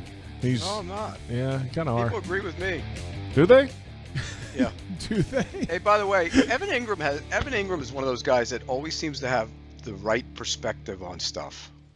Sure. He really does. He's a very smart, thoughtful dude. Yes. Yeah. Josh Allen's a lot like that too. I think they both do. But I've noticed that more and more as Evan Ingram's become a bigger part of it looks like he's, last year he was on the 1-year deal, you weren't sure, but now he's a big part of this team. I think he says the right stuff. He gets it. He's been in the big marketplace. He was a first-round pick. It didn't go like he wanted to in New York. Obviously, he's been through that, and now he's got a quarterback, and he's got things going the right way, and the contract, and that makes a lot of sense to me. He would be, like Tony, back in the day, I think he would have been like one of my go-to guys in the locker room. Yeah, he'd be good. Yeah, he's good. He's really good. Really good. Hey, by the way, get ready for the Tailgate with Tony. I just moved the mic. Benefiting the Boselli Foundation. It's coming up Sunday, November 19th at Met Park ahead of the Titans-Jaguars game from 10 a.m. to 12:30. Live music, Q&A with Tony and Jags legends. All-inclusive ticket options are available. Visit BoselliFoundation.com for more. And I have a new promo code, Tony. Okay, what is it? The promo code is Tony71. Ooh, is that more money off? For $71 tickets. Tony71. Use that promo code at BoselliFoundation.com, and you can get in for $71. You know what you do? You should raise money. You should have a crying booth. Are you going to come? Yeah, the Prisco crying tank. A crying or booth. maybe a change the narrative tank. Change the story. Change the narrative. Or maybe be the hypocrite booth. There's no hypocrite. Or the... No crying in football. You know what it should be? You know what we should do? I know what the booth should be. What's that? The Monday morning quarterback booth. Pete Prisco hosts. Or I can tell you what to do after it's already been done and why I'm right and they're wrong. The armchair GM booth. Or it could be the company man booth. I am... I'm not going to respond to that. Wow. My gosh. All right. I'm tired. Hey, it's time now for Keeping It Real, presented by Woodbridge by Robert Mondavi. Open up a winner today. Real Ingredients, award-winning wine by Robert Mondavi. All right, what do they need to do on offense to take the next step the rest of this season? 9 games to go. So I'm not going to I'm actually going to agree with something Pete has said, and him and I have talked about it off the show. I'm not going to position it with talking about bubble screens for the 78th time on this show. Thank you. I think we're past that. I do think getting a little more vertical and pressing the ball down the field a little bit more, stretching the defense. I'm not saying just throwing it up constantly, but like just deep down the sideline, middle, just stretch the defense a little bit. Because I think it'll open up the crossers and some of the others in the bubble screens and some of the other neat stuff they want to do, as well as the run game. So I think maybe trusting, if it is where Pete and I always assume it's a lack of trust offensive line. That's unfair. Maybe it is right or not, but I think they get it out of his hands fast. They do. No matter what the issue is. And so take some, like a few times, increase the number of times a game where you're taking shots down the field. I think that's the big thing I would say. And I'm going to agree with you 100%. And they haven't trusted the offensive line, and you had to get the ball out quickly out of his hands when he was hurt. And so I think that played into it. But now you have Walker Little back. The interior of the offensive line shouldn't be an issue anymore. It should be much better. It shouldn't be you have to call those plays the way they've been calling them. And the other thing is I think Trevor's been sped up. I really do. I think he's been sped up because the offensive line in the middle of that line has not played that well in pass protection. So he's been sped up. So he takes the quick slant where there have been many plays where you could look at it. He took the the $10 instead of going for the 1,000. And now I think he has to start going for the 1,000. I think that's there. It's in his game. We've seen it. It's all part of who he is. He's made that way. So now that's the next step in the second half of the season. And to beat the 49ers, you're going to have to beat them with shots. You're going to have to get the ball down the field. You saw Joe Burrow against them. He hit the shots down the field. So I think that's what you're going to have to do. I'm 100% in agreement with Tony. I think that's the next step for the offense. There you have it. Keeping It Real, presented by Woodbridge by Robert Mondavi. Open up a winner today. Real Ingredients, award-winning wine by Robert Mondavi. We could have made this the Keeping It Real topic, but we didn't. We've been teasing it all hour and a half. Offensive and defensive MVPs at the midway point. Yeah, let's do that now. I like that. What do you got, Pete? Who do you like on offense? Look, the quarterback's always the MVP, no matter not. what. No, he's not. Yeah, he is. No, he's not. He's played well enough to get his team to 6-2. I'm not speaking of Trevor in this case. I disagree 100% that the quarterback is always the most valuable player. The most starting quarterbacks in the NFL are the MVP. Who's the most valuable player of the Dolphins? Tua. No, Tyreek Hill. They're not anything. No. Yes. If you take Tua away and play with the backup quarterback, you're not Mike White. Are you going to be the same team? Look, I don't think Tua is what everybody else thinks he is either. You take Tyreek Hill away, and that offense isn't scary. I get it. I understand Tyreek Hill is probably the scariest player in the NFL, but MVP. But you have to have your quarterback. If you don't have your quarterback, so having said that, Trevor's the MVP of this team. If he goes, they're done. Period. End of story. No, Pete, you're missing the question. We didn't say the most important person or the most critical piece. He's the MVP of the team. No. Of the first half. Of the first 8 games. Of the first 8 games, who's made the biggest impact, most valuable player on this team? Okay. On the offensive side of the ball, you would probably go with ETN. Okay. But me personally, because that's who I am, I will take Trevor Lawrence. So you don't think in the NFL any position should be considered for MVP except for the quarterback?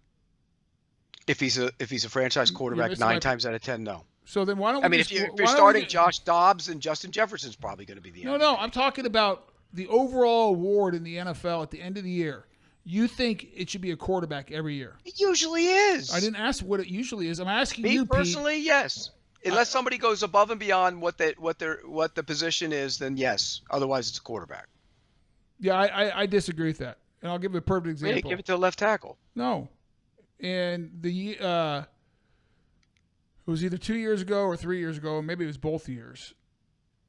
The most valuable player in the league was Aaron Donald. He was what won them the Super Bowl. He was more valuable than any person on that team. Literally right down to the final play of that Super Bowl. Whoa. He was more valuable than Matt Stafford. Yes, he was the most valuable player in the NFL.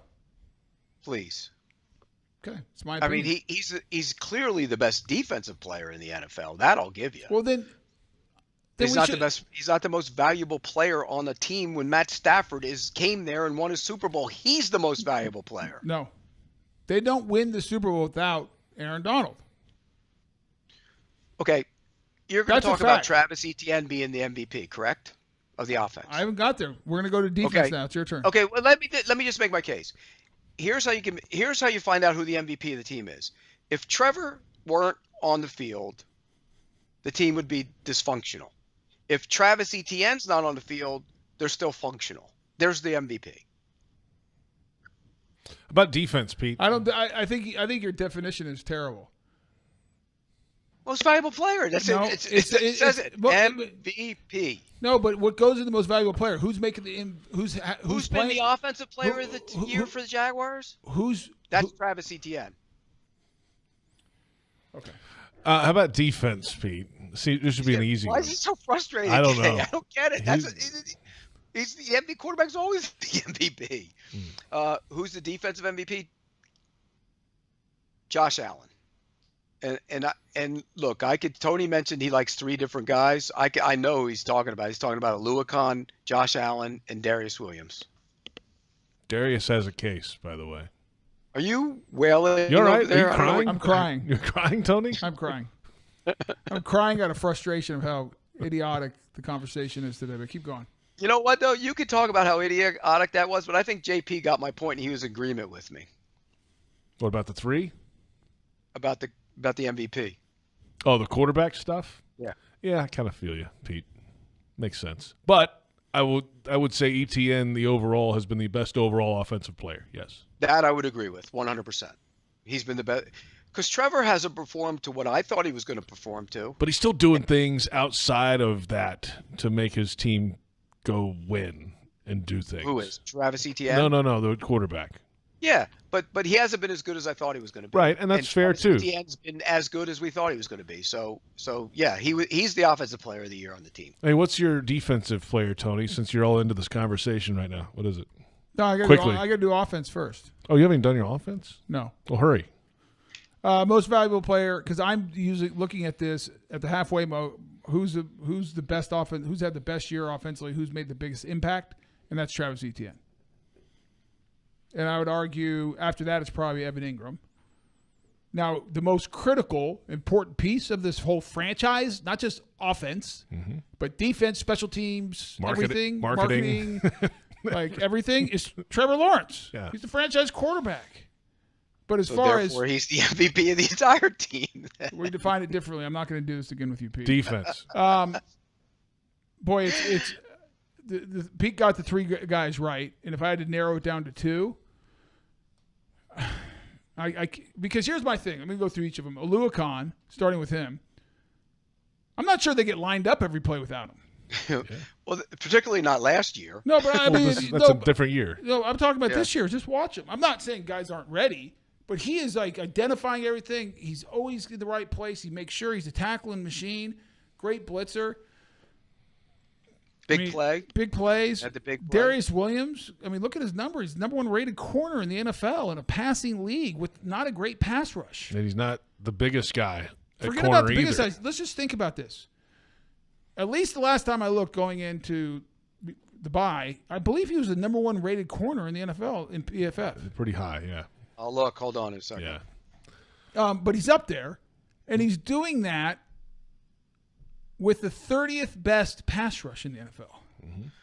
Well, not only that, before the season, Tony, if you would have told us that he was better than Tyson Campbell, and Tyson Campbell's been good, but he would be graded better, you would have said, no way, that's not happening. I agree. He's played unreal. And then Josh Allen is number 2 in the NFL. He's going into the bye week in sacks. He's now 5, but there's guys with like 9.5. There's 3 guys with 9.5. Yeah, and they all have an extra game than he does. Right. And he's been good against the run. I mean, he's been great. And so to me, it's a coin flip. I think you can choose any of them. We'll choose one. I'm having a hard time. Obviously. Tonight, preferably. Pete picked Josh Allen. I'm going to go Oluokun. Okay. All right. I could, by the way, I couldn't argue any of them. I can't either. I mean, I picked Josh Allen. I think he's amazing. And I could pick Darius Williams. Darius Williams is 3rd ranked in PFF behind Jalen Johnson and Paulson Adebo.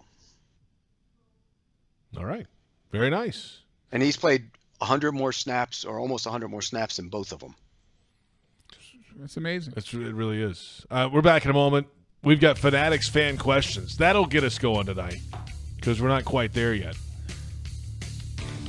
Yeah, Had right. to get today, JP. Got to keep him in line today. Yeah, are you? Yeah, I don't think so, Pete. I think you're out of line. Yeah, I think the fans know. All our audience knows. Oh, yeah. We've read some of the comments. They know. They know. I don't know if they know. We're about to find out. Fanatics fan questions are next. It's Jaguars Happy Hour presented by Mr. Chubby's Wings.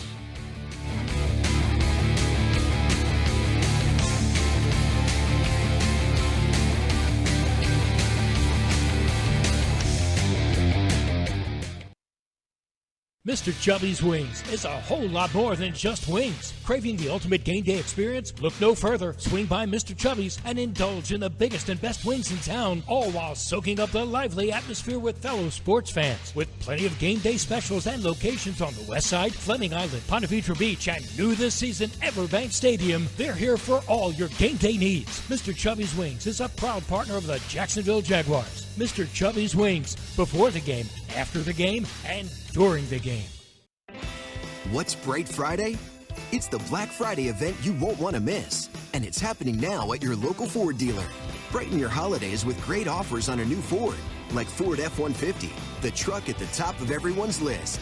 Ford Explorer, an SUV with room for all your presents and passengers. And if you want big holiday thrills, there's the Bronco Sport SUV. But hurry, Ford's Bright Friday event ends November 30th. See your local Ford dealer today.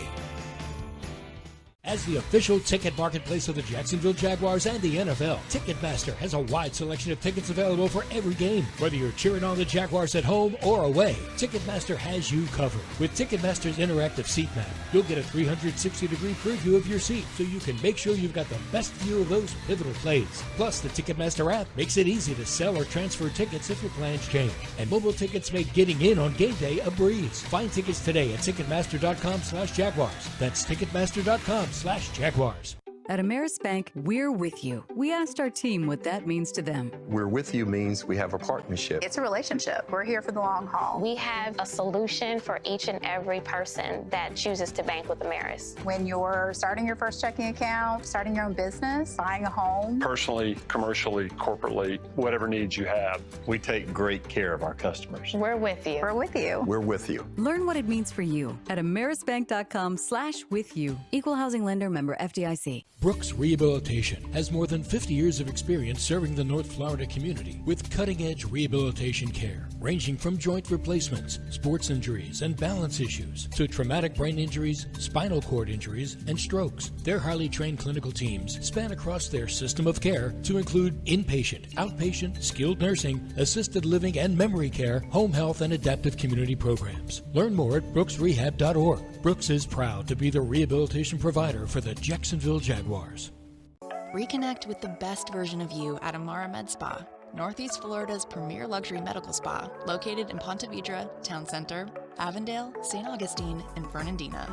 With the most advanced injectors, estheticians, and technology, Amara Med Spa is redefining beauty, offering services such as Botox and filler, M-Sculpt Neo, painless laser hair removal, and advanced skincare treatments. Visit theamaramedspa.com and book a complimentary consultation today.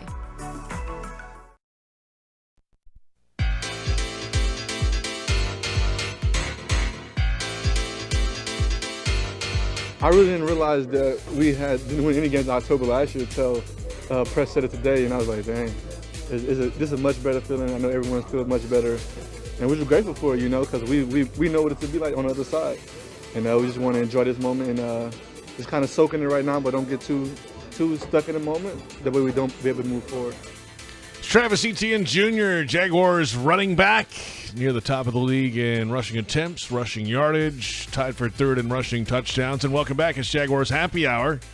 Yes, the Jags were undefeated in October, 5-0. They were 0-5 last October.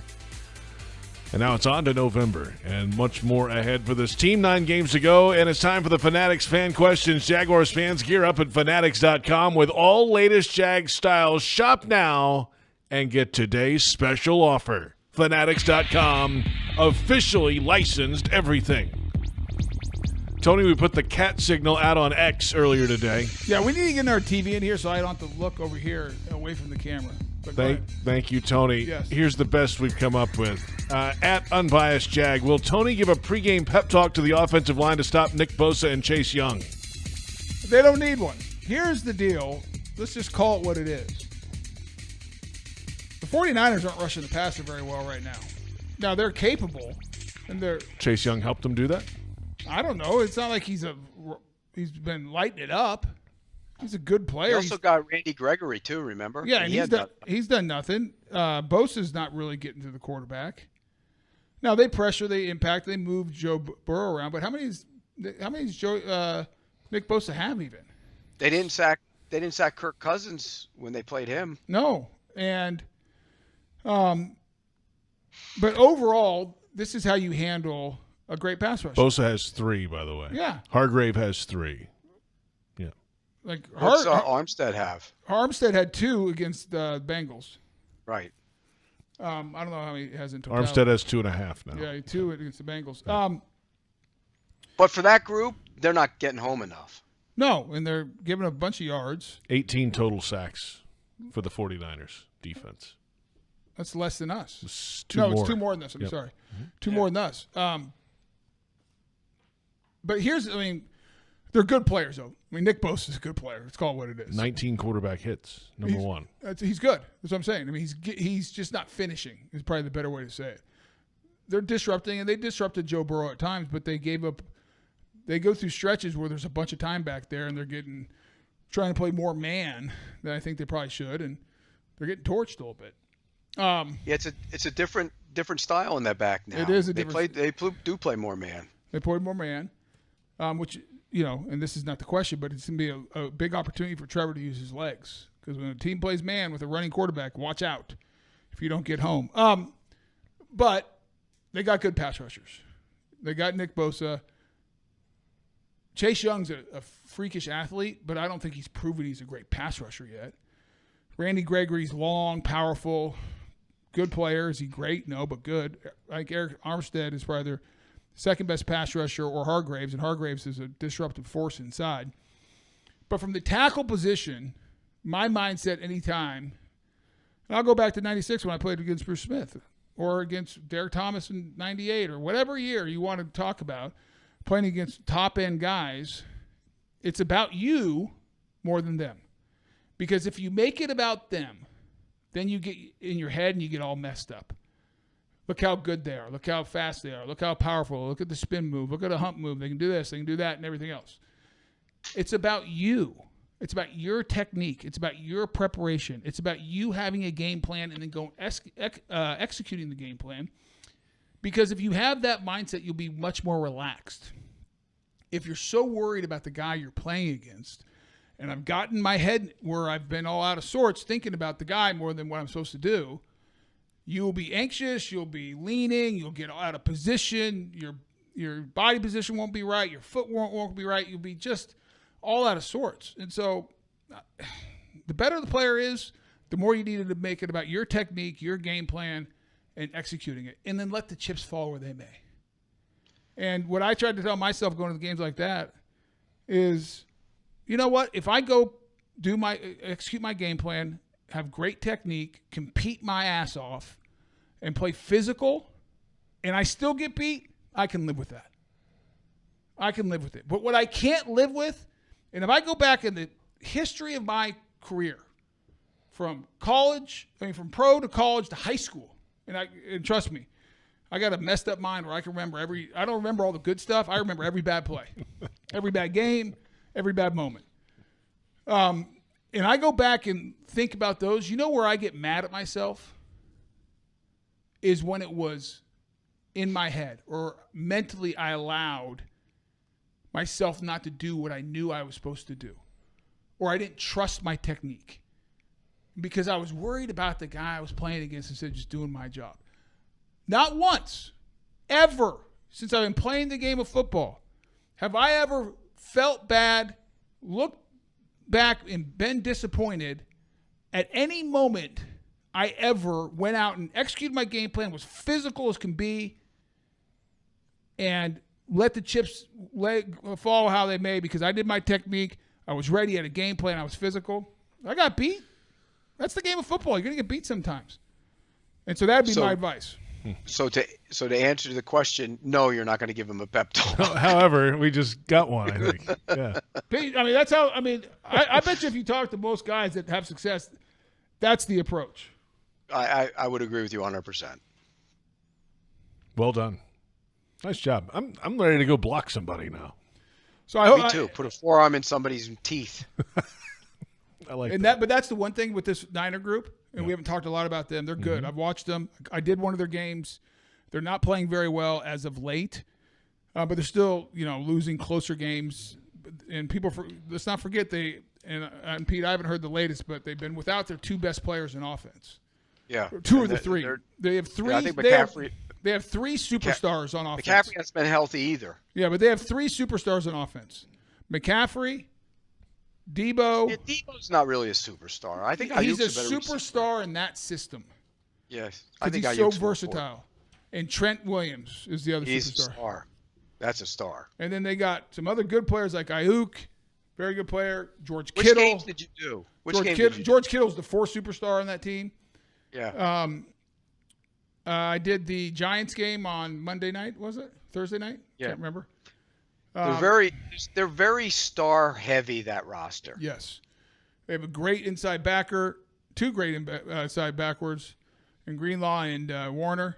They have very good safety, the kid from SC. He can be beaten coverage though. I'm not saying he can't, but he's a good player. And you know what they are, Pete, on both sides of the ball and JP? They are physical. Tough. They're tough and physical. So the mindset of not just the offensive line, but this entire team, you have to get your mind and body ready for a heavyweight fight. Like, this is a game when you're going to go, I'm going to bloody them because they're going to try to bloody me. Yeah, I agree. And Pete, I remember, back when I was playing, the game, all the games were physical. And I thought we were a pretty physical team. I mean, that was my perception of us. Pete, you might have a different one. But from a personal standpoint, when we played the Ravens, especially when they started getting good on those defenses, and they had a guy named Michael McCrary, who I probably respect as much as any player I ever played the game of football against. I would all week, and I tried to do this every week, but it was highlighted this week. Is like I got in this mindset. It's like, I'm going to a heavyweight brawl, 12 rounds, and I'm either gonna get knocked out or I'm gonna knock them out. And you have that mentality, so every play is a war. I mean, it is just, and Pete can tell you those games. Those games are physical wars, and your battles with him were wars. I mean, I'm talking wars, trying to kill each other. I mean, and you can't even get away with some of the stuff we did now. I mean, you couldn't get away with it now. Yeah. No. But I mean, But that's how they got to play this week, because if you don't, they'll start feeding off of that. Yes, and so what that does when you have that mentality, and when you play, I think, first of all, I think you should play like that every week. I think that's the game of football. If I go back to our opening conversation, my frustration with my alma mater, USC, is they don't have that attitude. The reason the SEC wins every damn year in college football is because they're tougher than everybody else. They're more physical than everybody else. And if you want to be a great team, if you want to be a championship team, you want to know why the Patriots won all those Super Bowls? It wasn't just because of Belichick and Brady. They were physical on defense. The attitude. It's the old make his ass quit attitude. I mean, just tough. And so my message to whether it's the offensive line or anybody, you want to be a championship team, you have to have that attitude. You better be ready, and you better bring that to this game, because that's who the 49ers are. I don't care that they've lost 3 straight. They're a wounded animal. They're going to even be more physical. And if they even get a hint, a whiff, of you backing down or you not ready for the physicality of the fight, you will get beat. Yeah, and it will be a feeding frenzy. But you know what? Here's the other thing. If you match that, and you match it from the first play, I promise you, they'll go, oh. Uh-oh. It's like Rocky IV when Drago looked at Rocky and he said he's not a man, he's a machine. He's a piece of steel. Right, he's a piece of steel. Because he wouldn't back nasty, down. Be violent. Be all of that. I mean, and Doug will probably, because the stars are on the other team, Tony. They are on the other be team. real. But remember how we always say who's a top 5 player at their position on the Jaguars team? There are probably 6 guys on that team that are top 5 at their position. And I'll just say this. Yes. And I know we got to go. But this is too important. I'm fired up. I'm ready to go play. Apparently. this is, I mean, I don't mind in a game like this. And again, maybe you can't do this anymore, so forgive me, Doug, if you hear this, and if any player does this and blames me. Pete, every once in a while in these type of games, getting a 15-yarder at the right time, sending a message. And not that you're trying to get a 15-yarder, but going up to the edge. As we used to say, I used to be taught, and again, is play through the echo of the whistle. Don't play to the whistle. Play through the echo.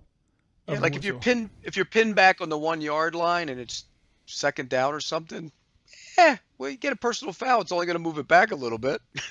No, but you know what I'm saying? Like, you know what? Yeah, I know exactly what you're saying. And you know what? Don't let them get that extra shot on your running back.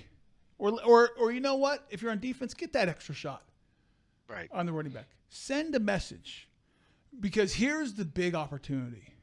And this is what's exciting. Go beat the 49ers, because everyone, even though they lost 3 straight, it's the 49ers. Right. It's Christian McCaffrey. It's Deebo Samuel. It's Trent Williams. It's George Kittle. It's Nick Bosa.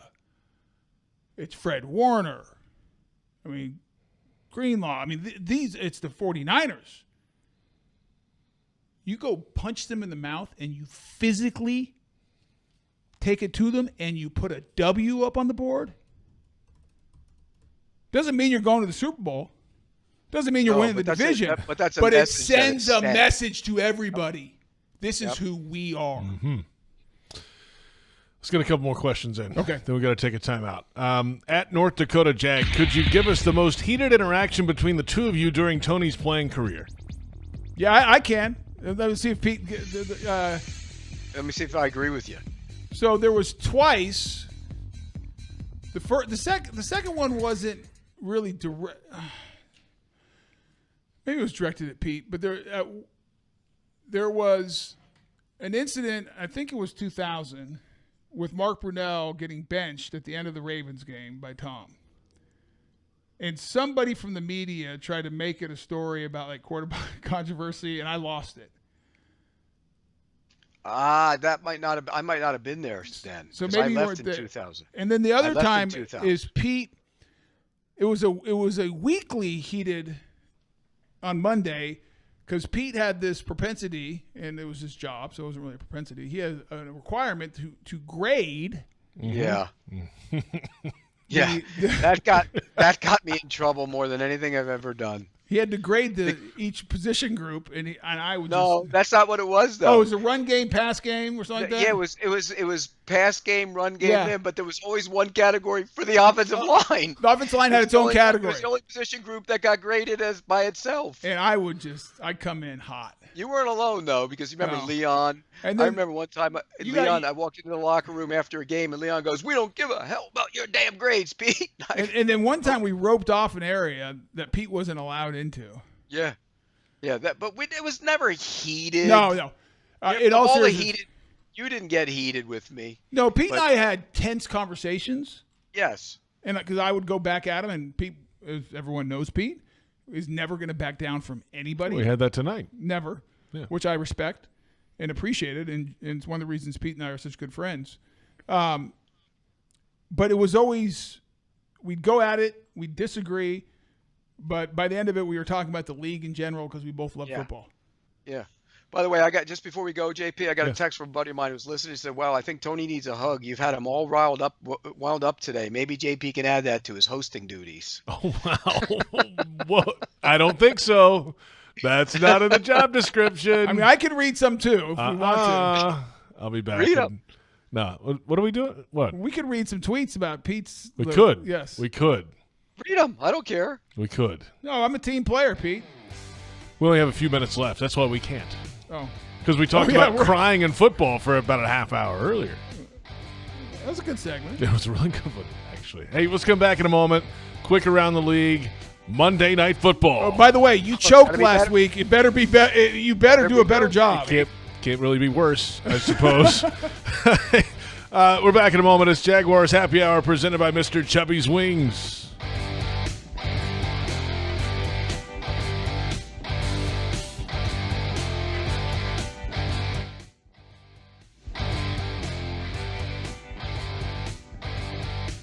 Mr. Chubby's Wings is a whole lot more than just wings. Craving the ultimate game day experience? Look no further. Swing by Mr. Chubby's and indulge in the biggest and best wings in town, all while soaking up the lively atmosphere with fellow sports fans. With plenty of game day specials and locations on the West Side, Fleming Island, Ponte Vedra Beach, and new this season, Everbank Stadium, they're here for all your game day needs. Mr. Chubby's Wings is a proud partner of the Jacksonville Jaguars. Mr. Chubby's Wings, before the game, after the game, and during the game. Since 2014, there's been only one official home builder of the Jaguars, Dream Finders Homes.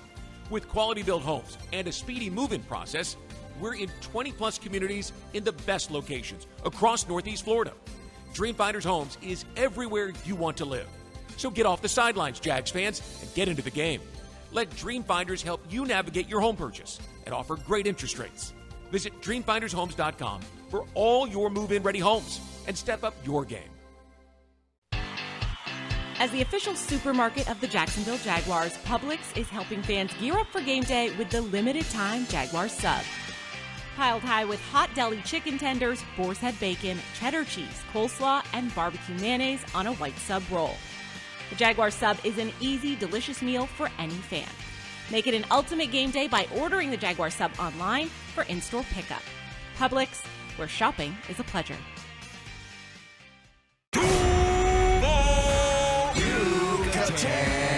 Everyone wins when two great traditions team up. Yucatan Guacamole is a proud partner of the Jacksonville Jaguars. Our authentic guacamole recipe starts with hand-scooped avocados and ends up in your hands fresh and ready to enjoy. Grab some on game day at the Yucatan Cantina or Yucatan Nacho Carts around the stadium or at local retail stores. Sack your snack game with Yucatan Guacamole. As the official ticket marketplace of the Jacksonville Jaguars and the NFL, Ticketmaster has a wide selection of tickets available for every game. Whether you're cheering on the Jaguars at home or away, Ticketmaster has you covered. With Ticketmaster's interactive seat map, you'll get a 360-degree preview of your seat so you can make sure you've got the best view of those pivotal plays. Plus, the Ticketmaster app makes it easy to sell or transfer tickets if your plans change. And mobile tickets make getting in on game day a breeze. Find tickets today at Ticketmaster.com/Jaguars. That's Ticketmaster.com/Jaguars. At Ameris Bank, we're with you. We asked our team what that means to them. We're with you means we have a partnership. It's a relationship. We're here for the long haul. We have a solution for each and every person that chooses to bank with Ameris. When you're starting your first checking account, starting your own business, buying a home. Personally, commercially, corporately, whatever needs you have, we take great care of our customers. We're with you. We're with you. We're with you. Learn what it means for you at amerisbank.com/withyou. Equal housing lender, member FDIC. Welcome back. Final moments of Jaguars Happy Hour presented by Mr. Chubby's Wings from the Hyundai Studios at the Miller Electric Center. J.P. Shadrick next to Tony Boselli's massive foot on the desk. That is amazing. That's Jaguars.com. Holy smokes. What in the world? How are you supposed to do Monday Night Football with that thing in your face? I don't know. I can't see anything. What'd you say, Pete? I said, how's he supposed to do the Monday Night Football read when you got your foot in his face? I don't know, but he's got to go fast. We have 2 minutes left. For 10 years, Dream Finders Homes has been proud to call themselves the official home builder of the Jacksonville Jaguars. Visit DreamFindersHomes.com for all the available inventory, and go Jags. Monday Night Football. Justin Herbert, Joey Bosa, and the three. I can't do it with Tony laughing at me like that. What is that?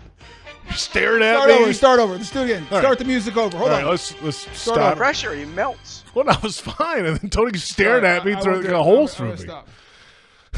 I'm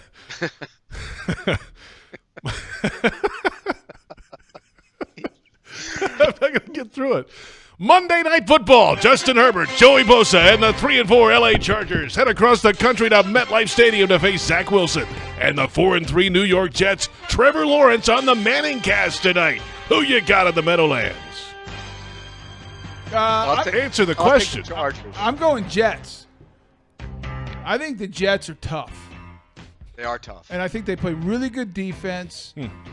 And do I think Zach Wilson's great? No. But I'll give the kid credit. He's in the biggest media market. Everyone kills him. You have national guys killing him. You have local guys killing him. And he shows up I like the Jets. I think they win. All right, Manningcast ESPN2. Trevor Lawrence, the second guest tonight. What time tonight? 8, whatever the game starts. 8 something. No, he's the second guest He's tonight? the second so he'll guest. be on. Okay. I've never Okay. seen the Manningcast, not once. It's You need to actually check well it out. done. Really well done. What channel is it on? ESPN2. Thanks Okay. for listening, Tony. That's great. That's Tony Boselli. That's Pete Prisco. I'm J.P. Shadrick. It's Jaguars Happy Hour presented by Mr. Chubby's Wings.